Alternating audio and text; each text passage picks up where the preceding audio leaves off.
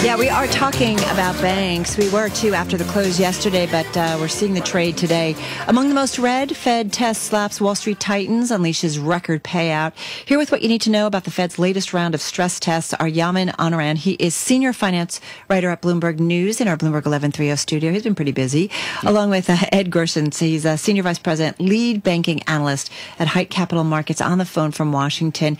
Bottom line, Yamin, are the banks in good shape?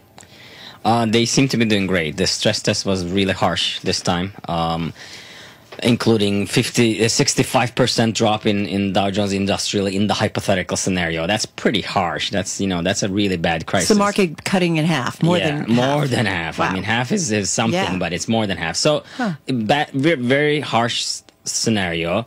Big losses, hypothetical again. And yet they're able to distribute about $170 billion in the next 4 quarters. That's a great number. It's up more like $30 billion from a year ago.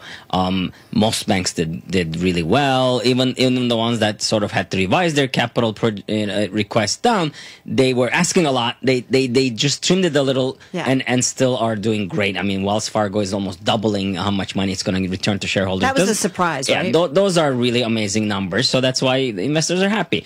We had a couple of banks that weren't doing great. Morgan Stanley and Goldman Sachs, which we kind of could tell from last week's results.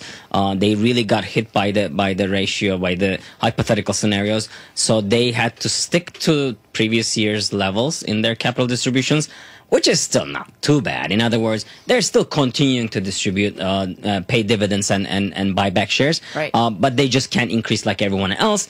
And Deutsche Bank failed. Well, no surprise there. We've talked about Deutsche Bank how many hundred times. Right. It's the same story. They're struggling to right the ship, and you know they'll get there one day. And Ted, Morgan Stanley, Goldman Sachs, both a little bit lower today. A little lower. Yeah, I mean, I'm just curious. You know, I wouldn't suggest that the banks were sandbagging the Fed, but did they submit aggressive capital return plans, knowing that the Fed was going to kind of pull them back and get them back to that other level? Well, that's a theory, but you know, another thing is let's not forget, Fed has its own formulas. They put the same hypothetical scenario into their models and come up with loss numbers. The banks have their own models and say, in this kind of economic environment, here's how our portfolio would turn out. In their own model, based on their own models, they make some estimates, and then they say, okay, here's how much we should ask for. But in a negotiated way, do they go in there and ask for more? Hang on a second. I do want to bring Ed also into this conversation. Ed Groshans, you cover the financials as well.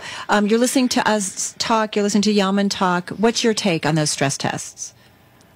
I think what the stress test shows, it's just how well capitalized the industry is to absorb, I agree, with the elevated hits, a very strenuous test, and yet now we have record capital distributions, you know, across the board. Yes, there are a handful of companies that had to adjust and things along those lines.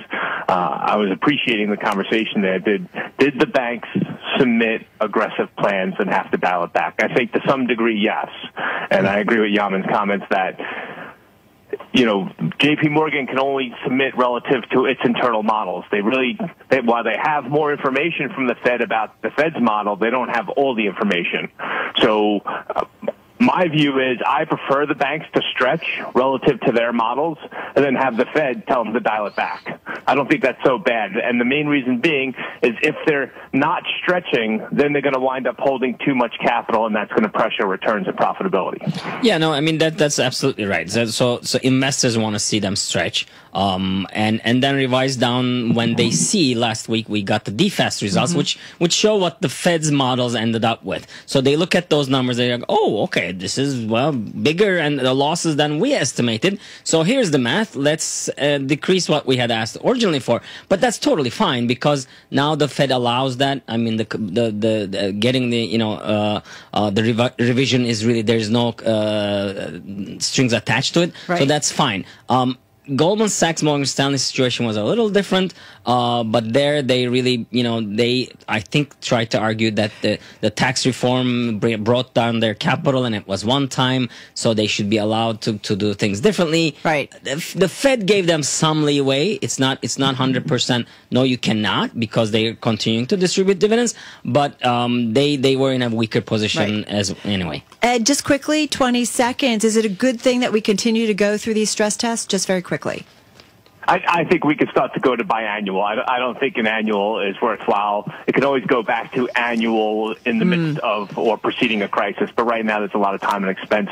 Yeah. And I think, was it 6 years, and we keep passing now? I don't think that's going to happen, though. I think Fed likes these. Even under new leadership, I think with Quarles there, I think the annual tests are going to stay. Yaman Anaran, our senior finance writer at Bloomberg News. Ed Groshans, he's senior vice president, lead banking analyst at Hite Capital Markets, on the phone from D.C. You're listening.